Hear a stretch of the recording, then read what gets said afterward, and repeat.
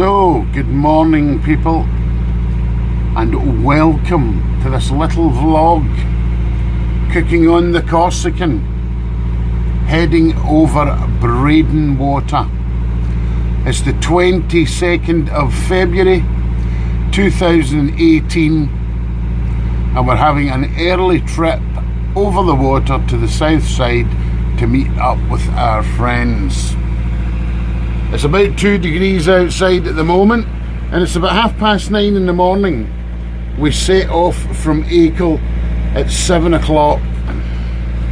I'll pan the camera around here. There's Steve there.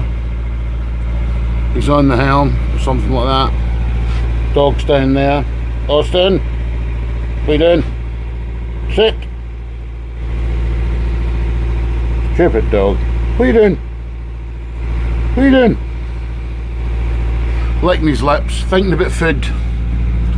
The dog constantly thinks about food. So there you go, just thought I would show you what it's like outside. It's a beautiful day, however it is only 2 degrees. And we were spot on with the tides. Absolutely perfect. So I might get some footage over the next 4 or 5 days when we're out. And I will be doing a vlog which I think is going to be Scotch eggs, which I've had a request for. So I'm not going to keep the camera rolling for too long because this is quite a boring part of the journey really. There's nothing much to see on Braden. And I shall see you in the next part of this vlog. If you have been, thanks for watching. So I thought I would just turn the camera on again people and just show you a nice wee spot here. For any of my viewers who haven't been on the Norfolk Broads, this is us at the end of the Berney, and that's the pub, the Berney Arms. Sadly now closed down, but it was at one time a brilliant pub. You can only get to it by river or by coming across private land, and you can get a train, you can request the Yarmouth train to stop there. But there's the old Berney Arms. The gentleman who owned it when I was in it for the first time 30 years ago, Robert. Very nice guy. Sadly he's passed away, but he had the pub for 25 years. And he was Scottish, so he must have been a good bloke. So I shall just pan the camera around again. And I don't know the name of that windmill there. But we have now got about an hour's journey up the river to meet up with Alex and Lorna. So what I'll do is I'll turn off in the meantime, and I shall then turn it back on when we're coming under the swing bridge and show people who maybe haven't seen Reedham Swing Bridge, the old bridge in action. So if you have been, once again, thanks for watching. Okay people, welcome back to the vlog. I did tell you earlier on when we were coming across Braden I was going to do Scotch eggs, and they're really easy, and I'm going to show you quickly. I'm going to make this ever such a quick vlog. I've got some cold water, an egg which I put into boiling water, already boiling, and I gave it 5 minutes, so that'll still be a bit of softness in that egg. I bought 2 of those blocks of sausage meat. You buy them, they're about that length, and I halved them down the middle to get 4. I've got some seasoned flour, a beaten egg seasoned, and I've got some breadcrumbs. Now I will just tell you about the breadcrumbs. It's better if you use stale bread. I didn't have stale bread, my bread was fresh. So what I'd done is I put them in my little processor, made the breadcrumbs, and then I put them in this tray, and I put the oven on at gas mark 5 or the equivalent, and every 2 or 3 minutes we went in and we just flicked them over until you get lovely dry breadcrumbs. So that's how you do it. It's easy peasy. The people think this is hard. It's not hard at all. It's messy, right? But what I've got here is some hot soapy water and a clean cloth, and this is how I do it. I find this the easiest. Other people watching this, by the way, might say there's a much easier way of doing it, but this is the way I've done it, and it's the way I've always done it. I wet my hands with the wet water, I get my sausage meat and I push it down like that into a ball. Your piece of sausage meat should be twice the size of the egg. That's how I always work it out. Whatever size your egg is, the piece of sausage meat should be twice the size. Okay? I get it into like a burger, right, like that, and then I get my fist, and I put my fist in a squeeze. And then I start pushing it out, right?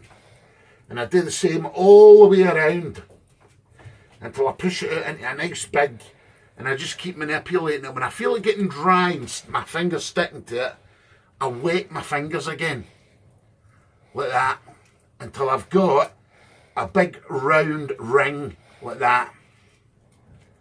It's dead easy, right? Just keep doing it. Then you get your egg, you plop your egg right in the middle, and then I just bring it together like a Cornish pasty, is the best way I can describe it. I pinch the sausage meat, right? Like that. Are they getting all this, Steve? Yes, it's all on fine. Right?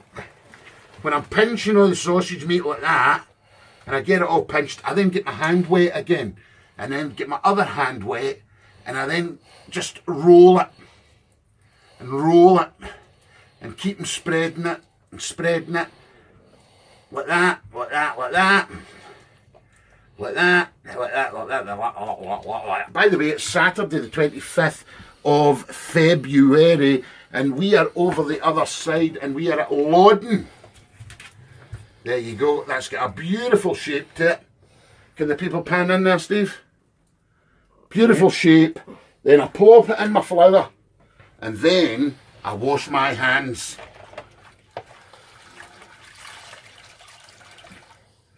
Okay? And I dry them.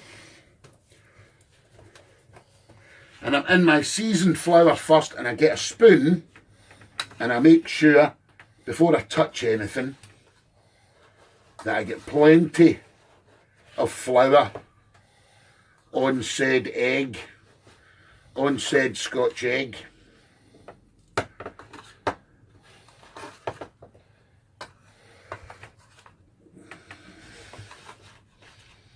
Then I just check my hands are doubly clean.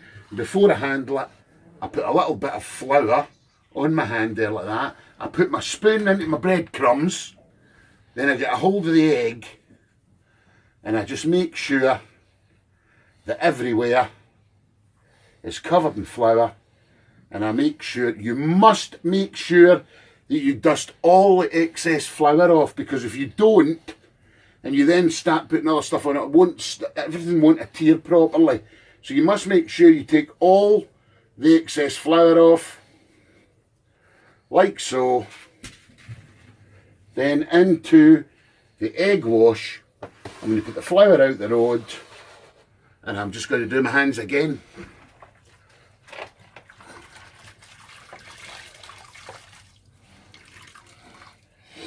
You might think this is a bit of a pain in the backside, but I can assure you it works. Now, I just turn it, lift it up, make sure every single bit of that has got egg on it, and then again, make sure you take all the excess egg off. Okay? Into the flour, wash your hands, into the breadcrumbs, sorry.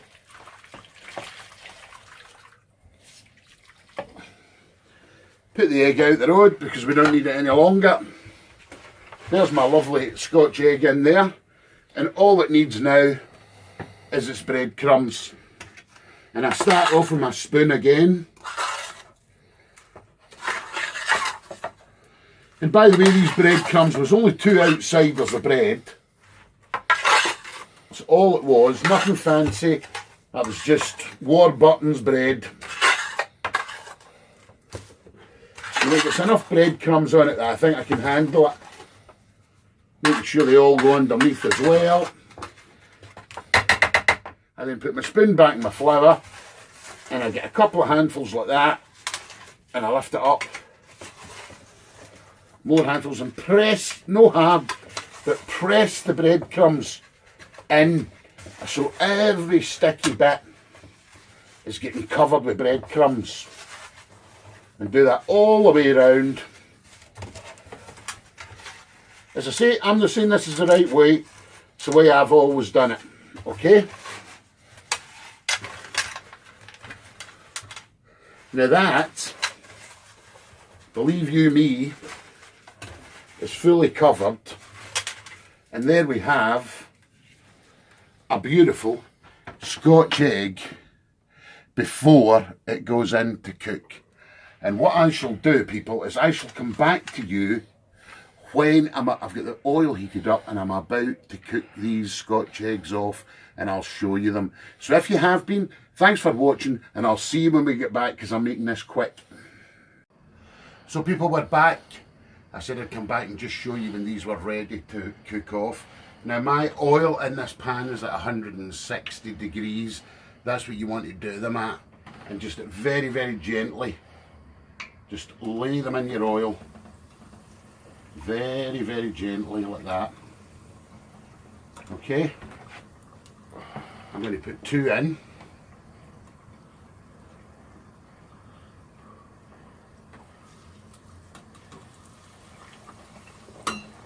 Okay. Now I'm just going to leave them alone, and I don't know how long they're going to take. I shall basically cook them until they're nice and golden brown.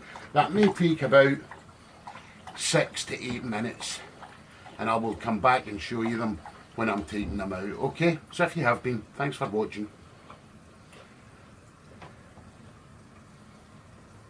So people, there is the lovely Scotch egg. Very simple. You saw how I made it. There's nothing difficult in it, but the proof of the pudding in a good Scotch egg is this. These took about 8 or 9 minutes to cook. But here's the proof in a good Scotch egg.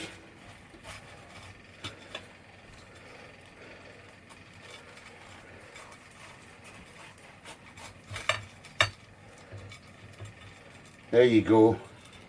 That it's still lovely and soft inside. And that is a good Scotch egg. So people, if you have been, thanks for watching. If you've enjoyed the video, go down and give us a thumbs up. Please subscribe to the channel. We work off your subscriptions. Might catch some footage on the way back coming down the river, but if I don't, this vlog will go up next week. Thanks very much. See you soon.